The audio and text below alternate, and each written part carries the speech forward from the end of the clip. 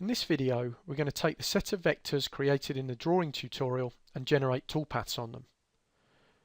Initially, we're going to organize these vectors onto layers to allow us to use the vector selection tool within the toolpaths form to associate particular layers with particular toolpaths.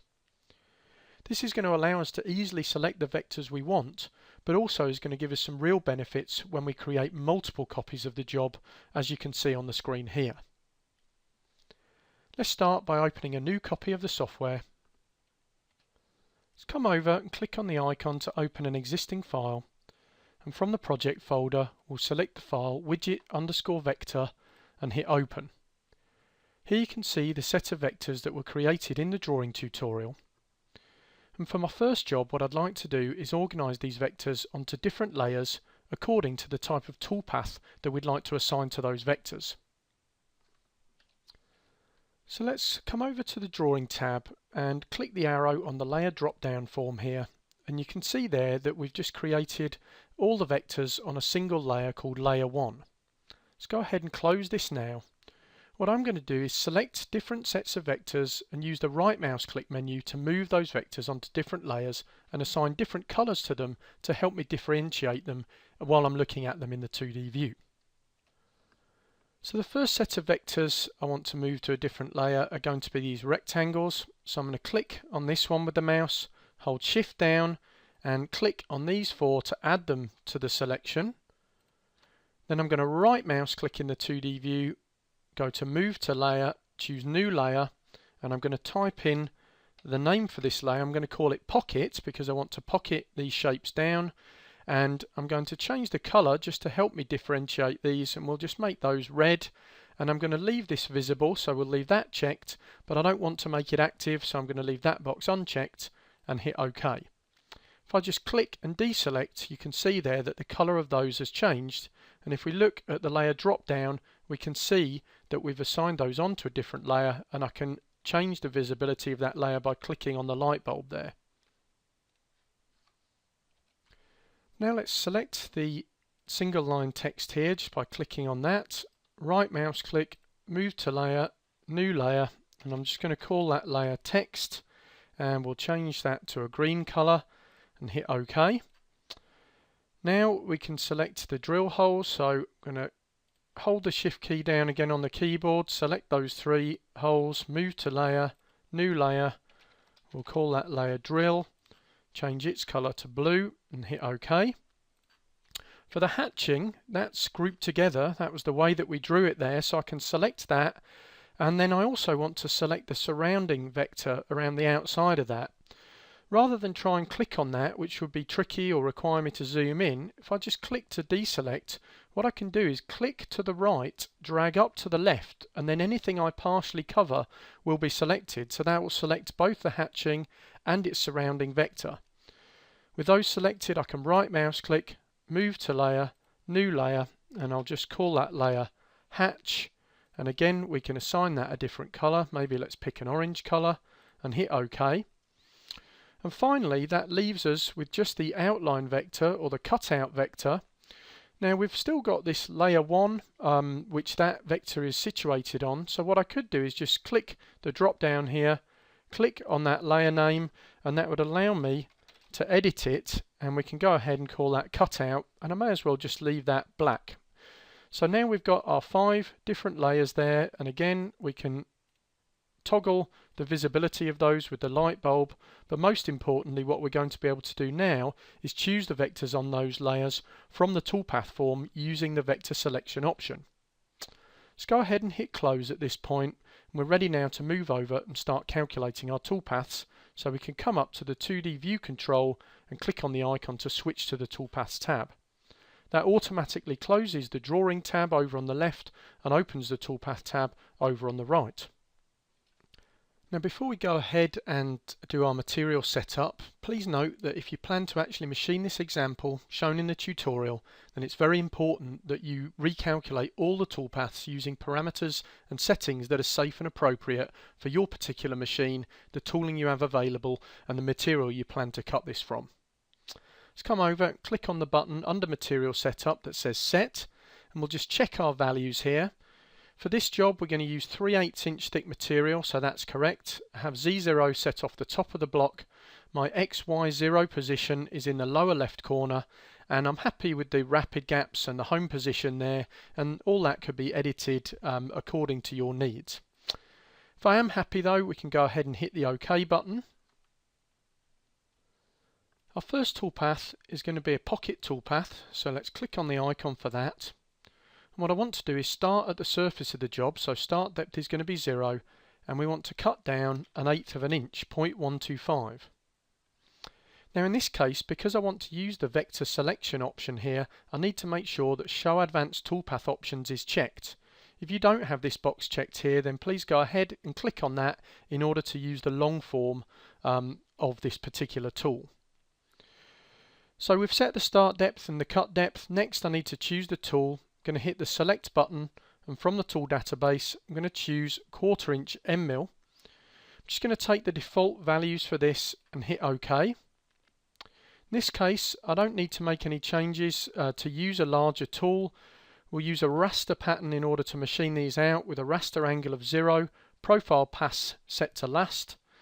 And I'm not going to worry about adding ramp moves to these, but if your material or tooling required that, then you can just check the box here and put in a distance for the ramp. What I do want to do is use this vector selection option here. So rather than choose the vectors from the 2D view, I'm going to choose them using this button. So I'm going to click on the selector button. I'm just going to click and drag this over to the side. And what I can do in here is specify a set of criteria that will allow the software to choose vectors for me based on the information that I've given it. This is important because it means that I can be very sure that I've got all the data that matches that criteria, but also, as you're going to see later, what this allows me to do is very easily recalculate toolpaths after I've made edits or after I've made multiple copies of objects. So on this particular layer, I'm going to uncheck Open Vectors. I only want to select Close Vectors. I'm going to make sure Selected Layers Only is checked here, and then in this case I'm going to choose the Pocket layer, and you can see now that that's automatically selected vectors that match this criteria. Now I'm going to check this box to associate with toolpath, and what that means is that the software will remember this, and every time I recalculate this toolpath, it's always going to re-look through this set of criteria and select any new vectors that match this information. So if I'm happy with that, I can go ahead and hit close. At the bottom here it's changed the vector selection to automatic because I checked that box, and we'll just go ahead and call this toolpath Pocket and click on the Calculate button. After we've calculated a toolpath, the software automatically goes into the 3D view, as you can see here. If I can spin that around and see the toolpath we've created there, and also opens the Preview Toolpaths form. In here I can click on the arrow to change the material I'm using. In this case, I think it would help us to change this maybe to blue plastic so that we can visualize these toolpaths more easily. In addition, I have the choice of changing things like the toolpath color so I can get some contrast. For instance, if we were to take this toolpath as we've got it now, click on the button to preview selected toolpath. At the moment I just have the material color option checked here, so I can see what that toolpath is doing. But in order to give myself a bit better view of what's happening, I could change the toolpath color by checking this radio button here, using the drop down and choosing, say, yellow, in order to create very much a contrasting color there so I can see exactly the area that's being pocketed out with this first toolpath. So if we're happy with the way that looks, we can close the Preview Toolpaths form. I'm going to come up, go to View, Tile Windows Vertical, so we can see the 2D view on the left and the 3D view on the right. Next we're going to machine the text into the bottom of this pocket here using a Profile Toolpath. I'm going to come up, click on the Profile Toolpath option there. Now I've already machined down the part here a little bit, so we can enter a start depth in this case, which represents where that surface is.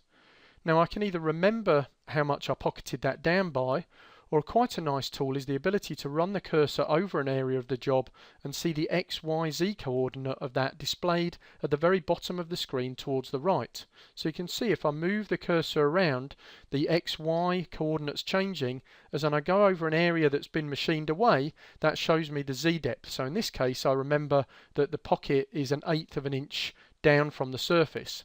So I can come over, enter a start depth of 0.125 to represent that. Cut depth for this toolpath, I'm going to start with 0.05, then I'm going to click on the select button for the tool, and I'm going to choose a 90-degree V-bit and just take the default settings for that and hit OK. Now, just as we did for a pocket toolpath, you want to make sure that Show Advanced Toolpath Options is checked here so that we have access to the vector selection area when we get to that in a moment. With my V-bit tool selected, I'm going to choose to go on the vectors because I want the point of the tool to follow the vectors rather than go to one side or the other of them.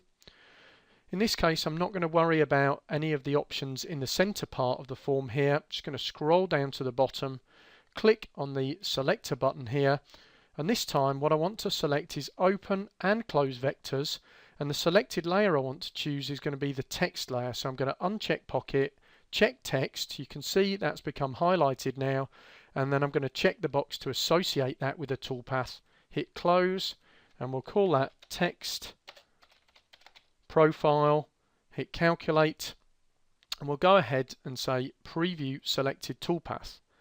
Now, if I zoom in there, you can see just how accurate the preview is in the software. Straight away I can see that the value I've set for the depth of this toolpath is too deep. So I really want to back that off a little bit. So a nice thing I can do here is click on the undo last button to get rid of that preview. I can just double click on the text profile toolpath from the list. We can come up here and just change this, and maybe we'll change this down to a cut depth of 0.02 of an inch. Again, come down to the bottom and just hit the calculate button to recalculate that toolpath, and now I can preview that again and we can see how that text will look at the new depth we've entered there. I'm much happier with the way that looks, so I'm ready to go ahead and proceed on to the next toolpath. We can close the preview toolpath form. For the next operation, let's use the same V-bit tool, and this time I'm just going to machine along the vectors for our hatch. So let's come up, click on the icon for the profile toolpath again. Start depth for this is going to be 0 because it's on the surface of the job. Cut depth in this case, I'm going to go down 0.05 of an inch. Got the same 90-degree V-bit selected. Machine vectors on the line again, same as we did for the text. Again, we can come down to the bottom here, click on the selector button, and in this case all I want to do is uncheck text and check hatch, and then check the box to associate that with a toolpath and hit close. In this case we'll go ahead and call this text, hatch profile, hit the calculate button. I can see the toolpath there in the 2D view. I can go ahead and preview that now, and we can see with that particular setting what that's going to create for us with that particular hatch spacing. If I'm happy with the way that looks, then we can proceed on, and the next toolpath I want to create is to drill the holes in the corners here. So we'll close the preview toolpath form. I'm going to come up and click on the drilling toolpath icon. In this case I want to machine through the material. A good way to pull the value of the block, if I don't remember it, is to type in Z and then hit the equals key on the keyboard to give me that numerical value. I can of course just type in that value if I do remember what that thickness is. For the tool I'm going to hit the select button, I'm going to choose 1/4 inch end mill, hit OK. In this case I'm not going to worry about peck drilling, it's a fairly shallow depth that I'm going to machine through here. If I do want to use that, what the peck drilling will do is just pull the tool out periodically depending on the values that I put in here in order to help clear chips or cool the tool. I also have the option here to dwell at the bottom of each drill pass if I want, particularly if I've the type of bit where I may want to just leave it in there for a few seconds, again in order to make sure I'm clearing out the chips. Once more I'm going to click on the selector button for our vector selection. In this case I know these are closed vectors, so I can just uncheck open vectors, I can uncheck hatch, and I can check drill. I can see those 3 vectors selected there. check the box to associate with toolpath, hit close, and we'll just call that toolpath drill and hit calculate. Again, we can preview that. We can make sure that that's machining all the way through by seeing that in the preview there. Again, if we're happy with the way that looks, we can hit close on the preview toolpath form. Let's go ahead now and cut the part out. I'm going to come up, click on the profile toolpath icon, and we're going to start at 0, and the cut depth is going to be the thickness of the block. So again, I can type Z equals in order to get that numerical value. Sometimes though, I may even want to cut past the bottom of the edge of the part.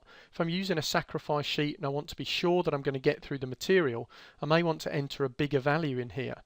I can do that just by editing it, or I can again use this ability to type sums into a numerical entry box, perhaps by saying I want to cut another 0.02 of an inch below that. I can type plus 0.02 and hit the equals key in order to get that numerical value. Now again with this, I want to make sure the advanced option is checked here. I'm going to click on select. I'm going to choose a 1/4 inch end mill for the tool in this case and go ahead and hit OK. Now the software tells me that based on the settings for that tool at the moment, I'm going to get 4 passes to cut through this material.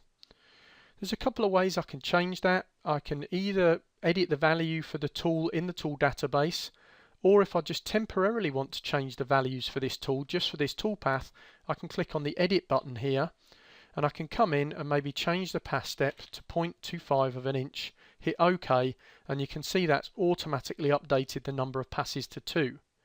If I want to have even more control over the number of passes, I can click the Edit Passes button, and I've got various options in here for controlling how many passes I have, specific depths that they're at, and even leaving things like a thin onion skin at the bottom here, using things like set last pass thickness. In this case, I'm just going to take the 2 passes that it's given me based on that pass depth setting that I've got for the tool there. Because we're cutting the part out in this case, I don't want to machine on the vectors, I want to machine outside the vectors, so make sure that option is checked there. Now when we cut this out, I want to control exactly where the tool is going to lead in and lead out on the edge of the part here. Best way to do that is to say that I want to use vector start points for my toolpath, so this is going to make sure that it leads in and out on the start point of the vector.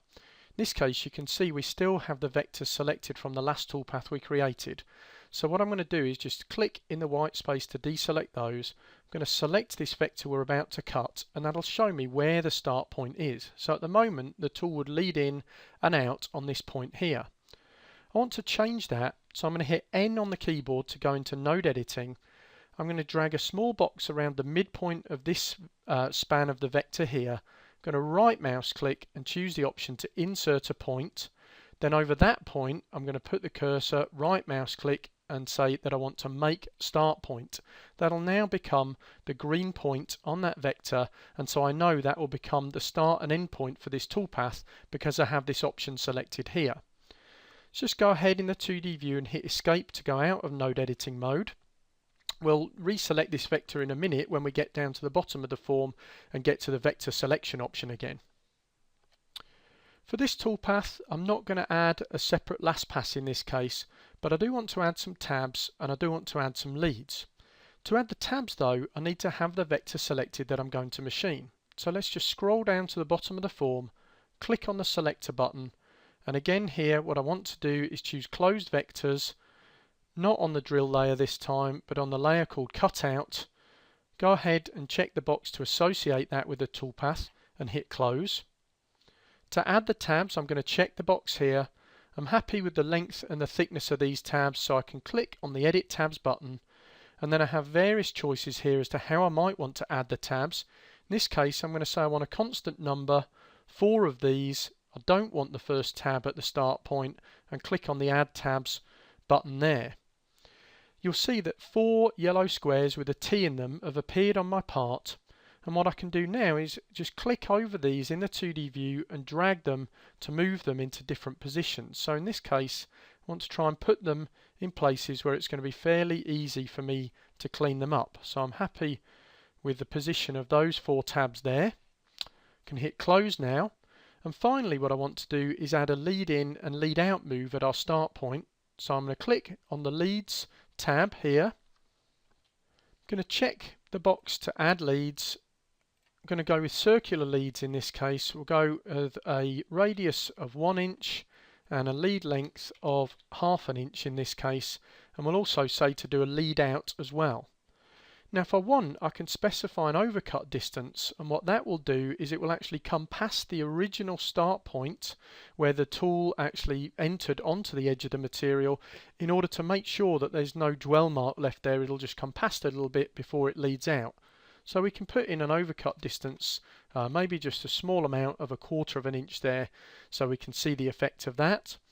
We've done our vector selection, so we'll change the name of the toolpath to profile cutout and go ahead and hit calculate and see what that's going to do for us.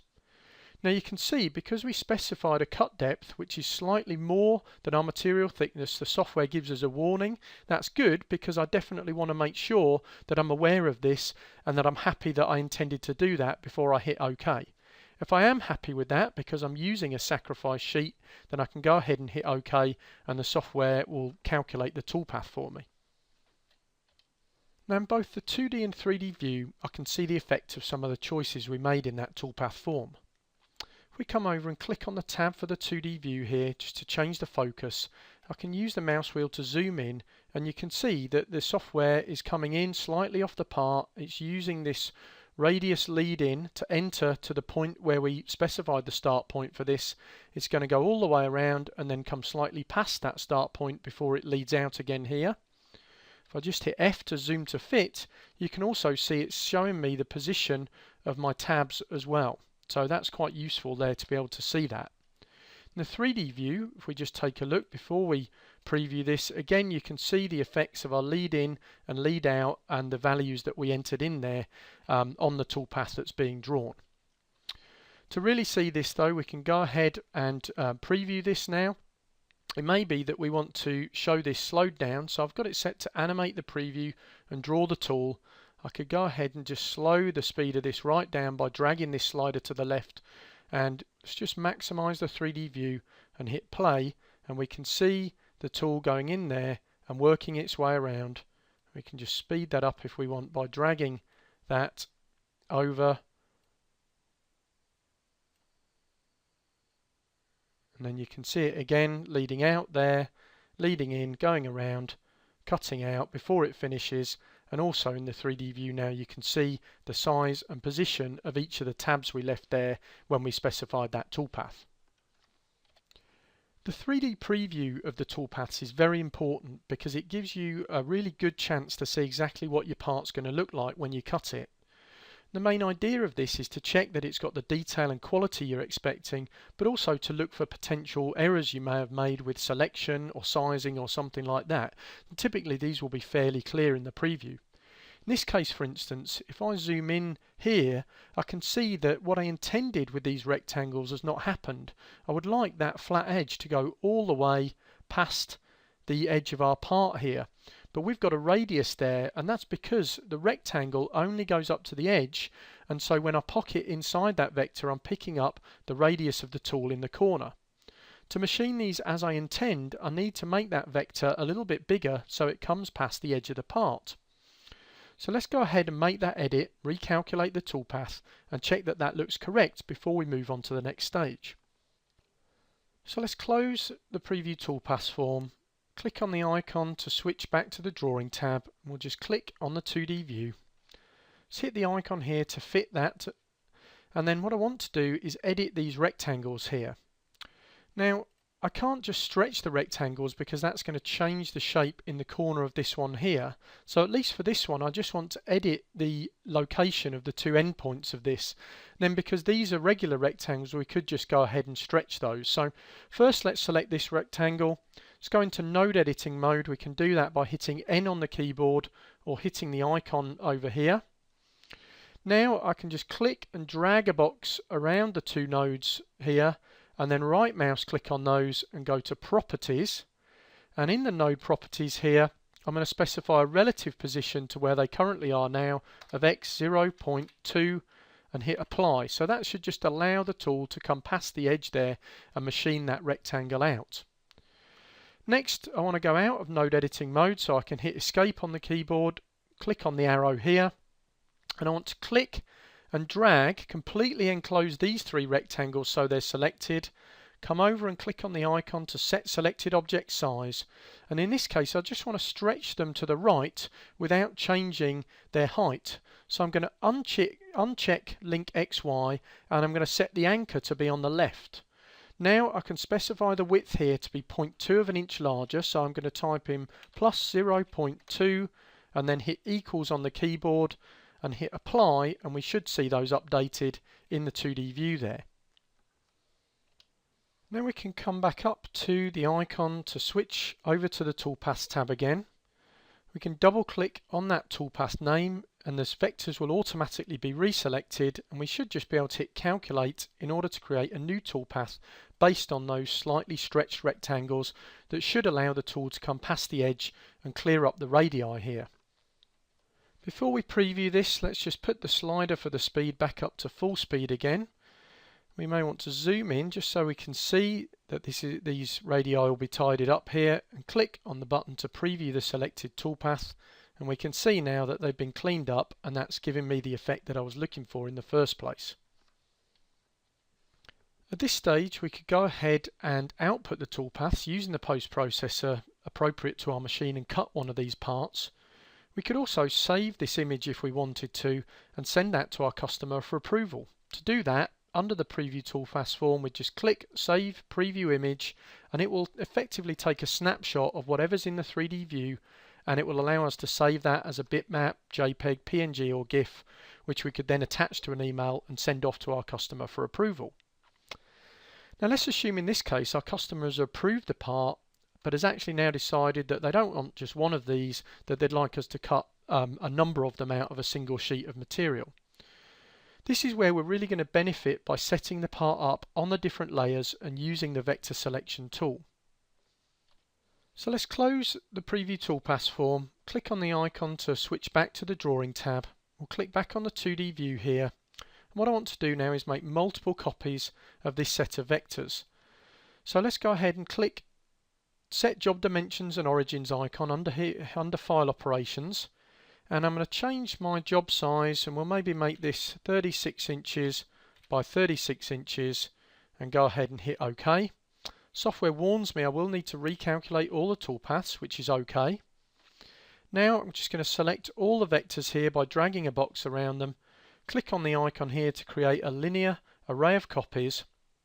And what I want to do in this case is go ahead and make 4 rows in Y, 4 rows in X, and we're going to specify this so we've got a gap of 1 inch in between the parts left and right, and then in between the parts up and down. I want to make sure that I don't check group copies here. I want to keep these ungrouped because what I'd like the software to do is retain the objects on their original layers.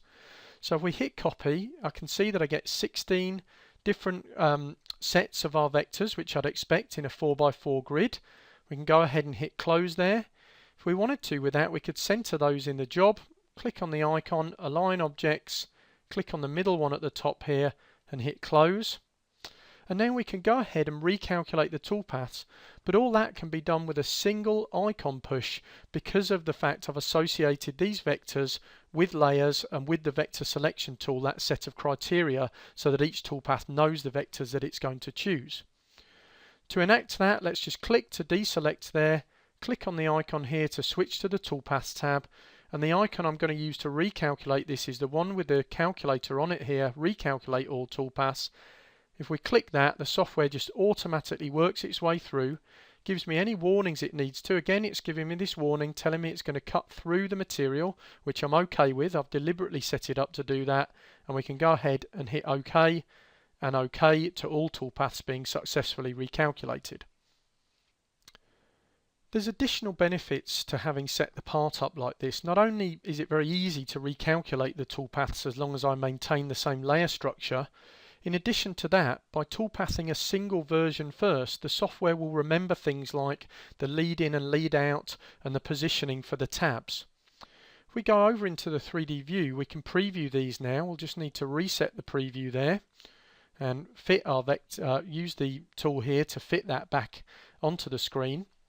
Now we could go through and say preview all toolpaths, and the software will work through maintaining all the settings that we'd used previously and cutting out multiple sets of that part there.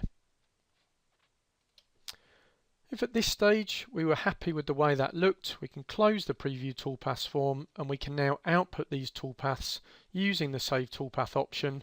Click on that, we can select the toolpath we want to output if it's just an individual toolpath, choose the appropriate post-processor for our machine from the drop down, click the save toolpaths button and give that a name. Or if we wanted to group the toolpaths together, for instance both the toolpaths that use the 90° V-bit, we could switch on the visibility for those toolpaths using the checkboxes, check the option to output all visible toolpaths to one file, and now what the software would do is output the toolpath for the text profile and output the toolpath for the hatch profile there as a single file that we could run on our machine using that same tool. This stage, let's just close this now and save a copy of this file in the project folder. Let's come up, click on File, Save As, and we'll call this file widget_toolpath and hit save. And so if you wanted to, you could load a copy of that and see it exactly as it is here in the video. And that concludes this particular tutorial.